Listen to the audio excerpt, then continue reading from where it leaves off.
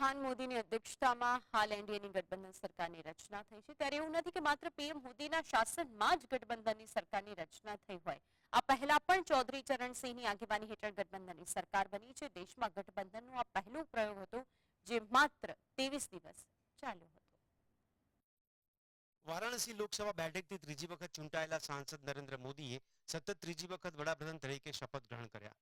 PM મોદીના પ્રથમ બે કાર્યકાળ દરમિયાન ભાજપને સ્પષ્ટ બહુમતી મળી હતી, પરંતુ આ વખતે બહુમતી ન મળતા પીએમ મોદી ગઠબંધન સરકાર ચલાવવા મજબૂર બન્યા છે.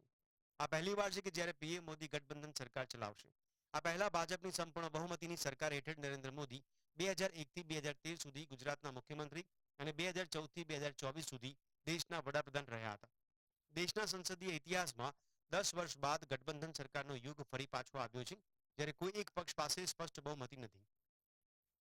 દેશમાં અગાઉ પણ અનેક વખત ગઠબંધનની સરકાર બની છે, ત્યારે તે સરકારો ક્યારે બની અને તેઓ કેટલો સમય ચાલી તેના પર એક નજર કરવામાં આવે તો દેશની પ્રથમ ગઠબંધન સરકાર વર્ષ 1977માં બની હતી.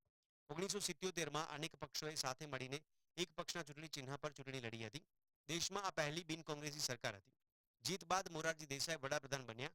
મોરારજીનું હેઠળનું જે જોડાણ છે તે 2 વર્ષ સુધી ચાલ્યું હતું, પરંતુ વૈચારિક મતભેદોને કારણે જનતા પાર્ટી તૂટી ગઈ. સરકારના ગૃહમંત્રી રહેલા ચરણસિંહે પાર્ટીથી અલગ થઈને જનતા પાર્ટી સેક્યુલર બનાવી. કોંગ્રેસ પાર્ટીના બાહ્ય સમર્થનથી ચરણસિંહ વડાપ્રધાન બન્યા. દેશમાં ગઠબંધનનો આ બીજો પ્રયોગ હતો. આ પ્રયોગ માત્ર 23 દિવસ ચાલ્યો. આ પછી વર્ષ 1980માં પહેલીવાર દેશમાં મધ્ય સત્ર ચૂંટણી યોજાઈ, જેમાં ઇન્દિરા ગાંધીના નેતૃત્વમાં કોંગ્રેસ ફરી સત્તામાં આવી. 1980ની લોકસભા ચૂંટણીના લગભગ 9 વર્ષ બાદ દેશમાં ફરી એકવાર ગઠબંધન સરકારનો યુગ પાછો ફર્યો.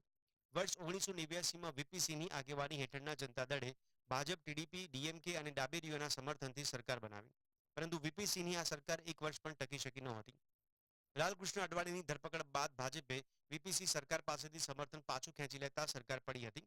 આ પછી જનતા દળના વરિષ્ઠ નેતા ચંદ્રશેખર નવેમ્બર 1990માં કોંગ્રેસ પાર્ટીના સમર્થન સાથે વીપીસીના સ્થાને વડાપ્રધાન બન્યા, પરંતુ માત્ર થોડા મહિના પછી તેમની સરકાર પણ પડી ગઈ હતી.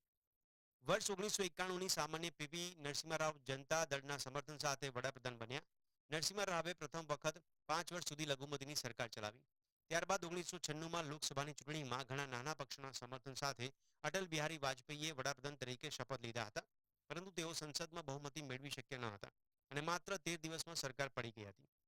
અટલ બિહારી વાજપેયી બાદ એચડી દેવગડા અને ઇન્દર કુમાર ગુજરાલે પણ ગઠબંધનની સરકાર બનાવી, પરંતુ માત્ર એક વર્ષમાં તે નિરસ્ત થઈ.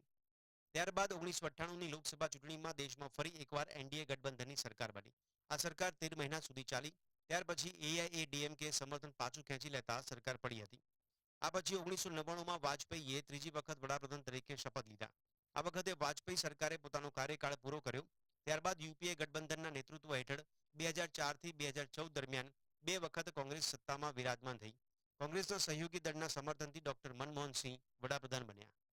વર્ષ 2014થી 2024 સુધી વડાપ્રધાન મોદીના નેતૃત્વમાં ભાજપે પૂર્ણ બહુમતની સરકાર ચલાવી. છેલ્લા 10 વર્ષથી ભાજપે એકલા હાથે કેન્દ્રમાં સરકાર બનાવી વિપક્ષને જોરદાર પડકાર ફેંક્યો હતો. જ્યારે વર્તમાન લોકસભા ચૂંટણીમાં વડાપ્રધાન મોદીના નેતૃત્વમાં ચૂંટણી લડવામાં આવી, પરંતુ બહુમતીનો આંકડો પાર ન કરી શકતા એનડીએ ગઠબંધનની સરકાર બનાવી. જોવા જઈએ તો લગભગ 10 વર્ષ બાદ દેશમાં ફરી એકવાર ગઠબંધનની સરકાર બની છે, જેના વડા નરેન્દ્ર મોદી છે. Bureau report, GSTV.